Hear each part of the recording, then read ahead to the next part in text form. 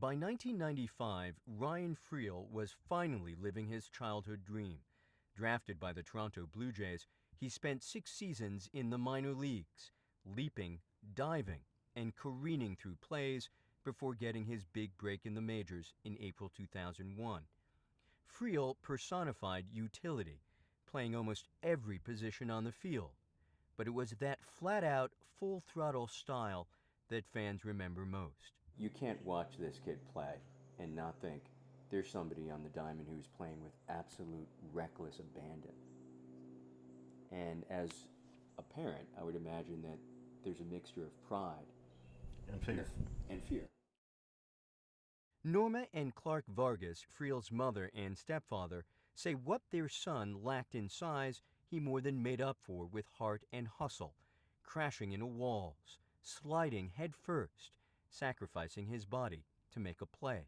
I think Ryan was a great athlete, but I also think he was a very hard-working kid.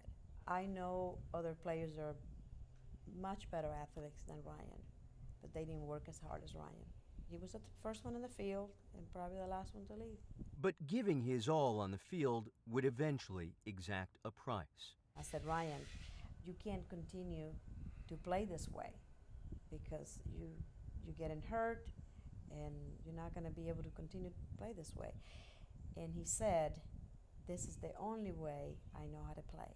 This was his exact words. Mom, this is the only way I know how to play.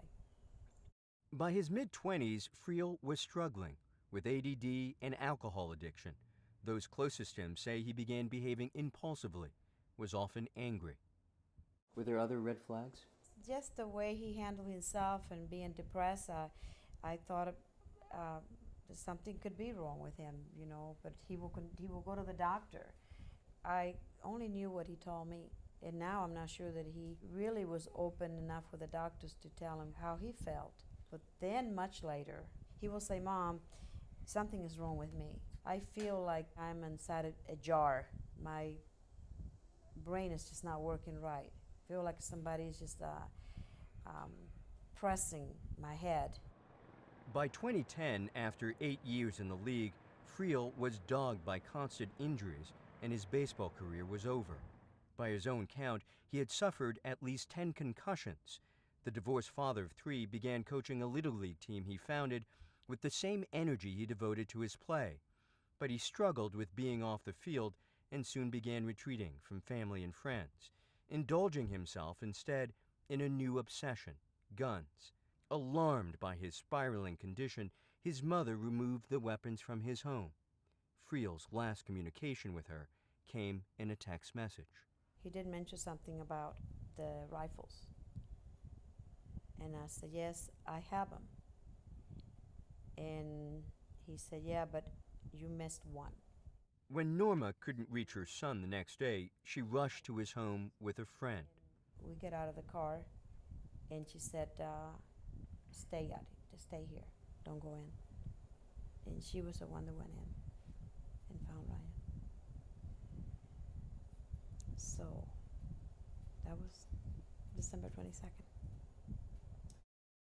Ryan Freel committed suicide just 3 days before Christmas in 2012. He was 36 years old. Did Ryan ever feel that the concussions that he had sustained during the course of his career might have something to do with how he was feeling? He might have at the very end when one of the football players, I don't recall the name right now, I think he had committed suicide, if I'm not mistaken. And Junior Seau? And he did, yes, I think so. Yeah. And he said, I can relate to that. Head injuries in sports have become a major health hazard and public relations nightmare, mostly affecting football, hockey, soccer, and other full-contact sports. To date, 33 former NFL players have been diagnosed with chronic traumatic encephalopathy, or CTE, a degenerative disease caused by repeated concussions or other forms of head injuries. The symptoms range from erratic moods to aggressive behavior. CTE can only be conclusively detected after death. Ryan Freel was the first Major League Baseball player to be diagnosed. This is a scan of Freel's brain conducted by doctors from the Sports Legacy Institute. The red circles show clusters of abnormal deposits, indicating that when he died, Freel was suffering from stage 2 CTE. Stage 4 is the most severe. The question is, is it a depression issue or is it a concussion issue? It is both. It is both, for God's sakes, and we have known about that. In order to have depression, there is a propensity for suicide. There's a tendency for suicide. And then you couple that with a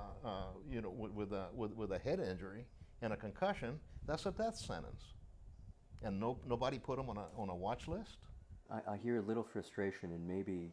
And anger. Maybe some anger. And anger, yeah. I hate losing the child. And when I got a person who I love and I admire tell me, Dad, I'm scared.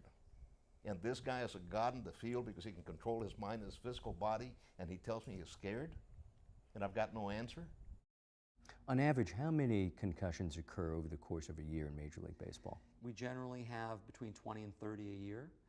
So again, when you think about it, that there's about 750 players, that's not a lot when we look at it compared to other sports where that could be a busy weekend in some sports.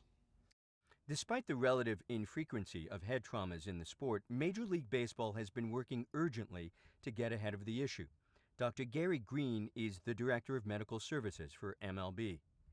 When did the league first become seriously worried or concerned about head trauma?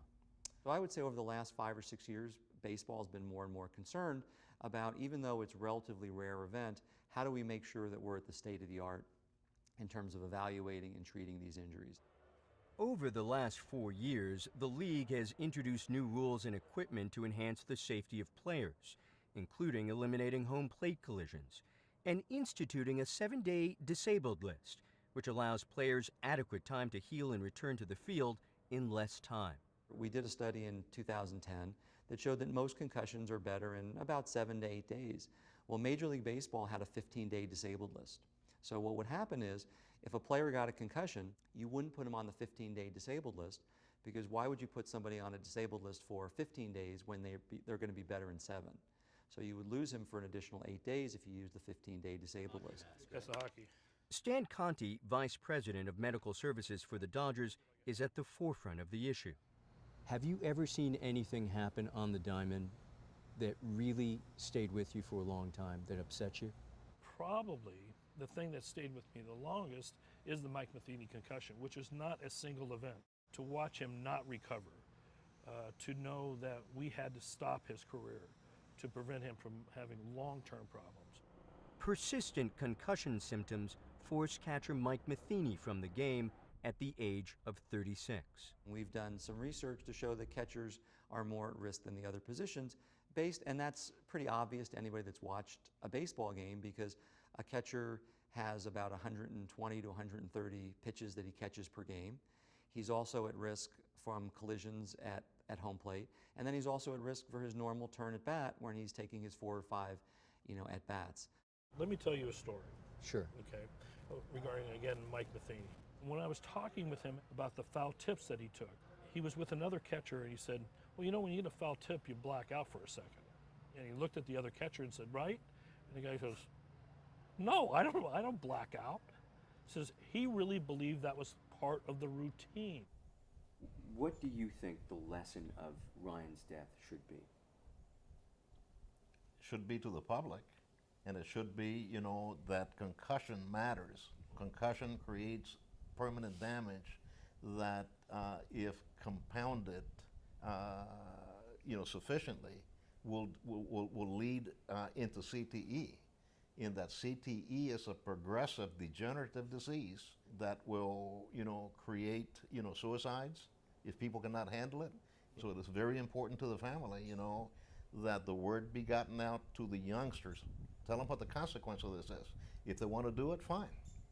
Play it as hard as you can, and good luck to you. But take protection. Not everybody's going to make it to the big time.